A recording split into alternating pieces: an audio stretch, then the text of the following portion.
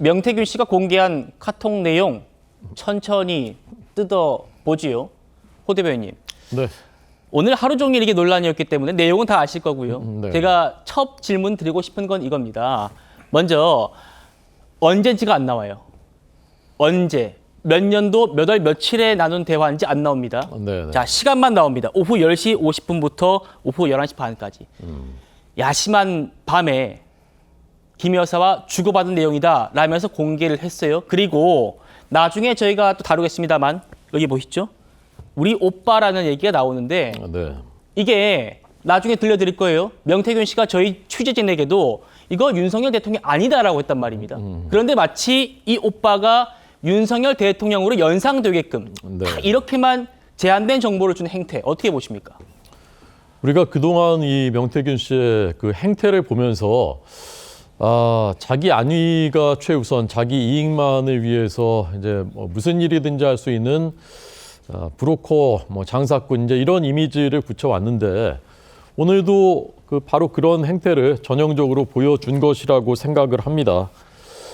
그러나 저는 이제 이 문자가 공개됐을 때 우리 국민들께서 제일 처음에 느끼시는 이미지가 무엇인가, 어떤 생각을 하실까, 이제 여기에 주목을 해야 될 때가 됐다고 생각합니다. 네.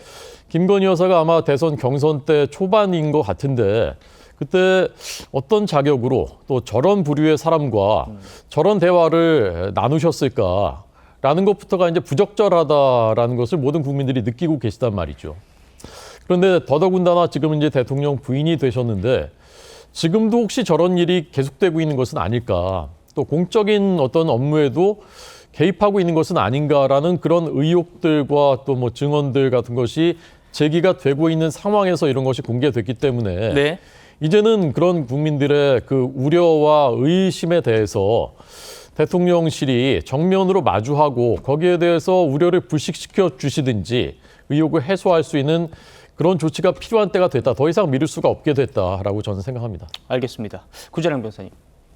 사실 이 카톡 대화 자체가 방금 말씀드렸다시피 뭐 어떤 날짜도 없고 그래가지고 처음 공개됐을 때 저부터 이거 좀 조작됐을 가능성도 배제하면 안 되겠다라는 생각을 했었어요. 그런데 대통령실 반응이 곧장 나왔단 말입니다. 그걸 보면 두 사람이 나눈 대화는 맞는 것 같아요. 김건희 여사와 명태균 씨.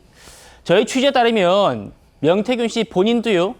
여기서 오빠는 김건희 여사의 친오빠를 지칭하는 것이다 이렇게 얘기했고 지금 대통령실도 김 여사가 언급한 오빠는 대통령이 아니라 친오빠다. 그리고 입당 전에 사적으로 나눈 대화다. 이렇게 얘기를 하고 있거든요. 어찌됐든 오늘 이 오빠 논란 하루 종일 이어졌습니다. 그렇죠. 굉장히 자극적인 내용을 따가지고 딱 그 부분만 언급하고 공개한 것은 명태균 씨가 이런 상황을 초래하기 위해서 전략적으로 저렇게 했다. 좀 악의적이다 이런 생각이 들거든요. 네. 저 오빠라는 부분이 굉장히 자극적이기 때문에 대통령실로서는 윤석열 대통령을 지칭하는 것이 아니라 친오빠를 언급하는 것이다라는 해명을 바로 할 수밖에 없었고 그걸 노려가지고 결국은 김건희 여사가 자신에 대해서 어떤 조언을 구하거나 의지했던 관계에 대해서 자기가 했던 얘기는 맞다라고 주장을 하는 것인데 일단 저 카톡이 이준석 대표를 언급하는 것으로 봤을 때도 그렇고 대통령실의 해명으로 봤을 때도 그렇고 입당 직전에 나눈 문자다라는 거는 굉장히 시점이 맞아 보이거든요. 그렇게 유추가 된다는 거죠. 그렇죠. 대통령실에서 이제 분명히 그렇게 이제 해명을 했는데 그럼 이게 기존에 했던 해명들하고 결이 똑같습니다. 왜냐면은 경선까지만 연을 맺었던 사이고 그 이후에는 그 사람에 대해서 믿을 수 없기 때문에 연이 끊어졌다. 근데 입당 전 그 당시에는 선거를 돕겠다고 하는 사람들에 대해서는 다 호의적으로 원만한 관계를 맺기 위해서 노력하던 시기거든요. 그 시기는 인정을 했었는데 그 시기에 대해서 저렇게 모호한 부분만 따서 한 거는 명태균 씨가 기존하고 별로 달라진 게 없음에도 불구하고 여론전을 펼치고 자신의 그 얘기를 신빙성을 부여하기 위해 가지고 의도적으로 좀 오빠라는 부분이 섞인 것을 공개했다 이렇게 볼 수 있고 정확하게 사실을 짚을 거는 사실관계가 지금까지 다루었던 거랑 달라진 건 없다라는 겁니다. 선거에서 경선까지는 인정을 해왔기 때문에 그거하고 배치되는 내용이 공개된 것도 아니고 그 내용하고 맞닿아 있는 그냥 카톡이 하나 나왔을 뿐이다 이렇게 얘기할 수 있습니다. 예, 강석필 부위원장님. 네. 김건희 여사가 오빠라는 표현을 쓴 게 이번이 처음이 아니더라고요. 네. 찾아보니까 과거에 서울의 소리 그리고 열린 공감 TV가 김건희 여사와의 인터뷰를 공개할 때요. 뭐라고 했냐면 나랑 인터뷰하면 안 된다, 김 여사가. 차라리 우리 오빠를 만나서 한번 물어보라 라고 말한 적이 있는데 이때 열린공감TV 측에서 서울이 소리 측에서 이 오빠는 친오빠를 얘기하는 거다. 이렇게 주장을 했었고요. 그리고 명태균 씨와 저희 통화 내용을 좀 자막으로 보여주시면요. 김 여사 친오빠는 정치 지식이 부족하고 그래서 내가 한 말이다. 오빠이길. 친오빠는 정치를 잘 모른다. 쓸데없는 얘기를 한다. 이러면서요. 결정이 아닌 수행하는 사람이다. 라고 했고 결론적으로 김 여사 오빠는 대통령이 아니다. 라고 합니다.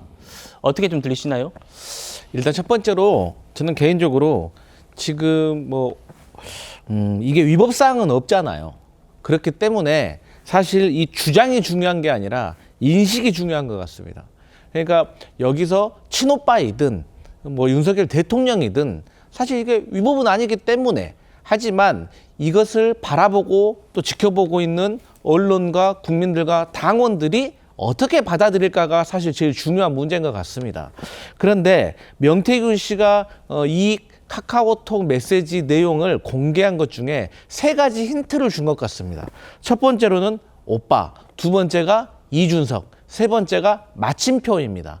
그러니까 마침표는 저것은 김건희 여사가 보낸 메시지가 확실하다라는 의미인 거고요. 네. 그다음에 이준석 대표 의원을 끌어들인 것은 어쨌든 이 사단에 대해서 이 카카오톡 대화 내용 전후에 대해서 이준석 의원도 알고 있다라는 것이고 그다음에 이 오빠라는 것을 어쨌든 명확하지 않게 공개를 함으로 인해서 혼란을 좀 일으킨 것 같습니다. 그런데 제가 걱정스러운 것은 대통령실에서 이 메시지를 보고 곧바로 여기서 나오는 오빠는 대통령이 아니라 김건희 여사의 친오빠다라고 해명을 했는데 네. 제가 정말 걱정스러운 것은 명태균 씨가 이제 대통령실의 해명이 틀렸다는 어떤 또 다른 객관적인 증거를 곧바로 낼까 봐 저는 사실 그게 걱정되는 상황입니다.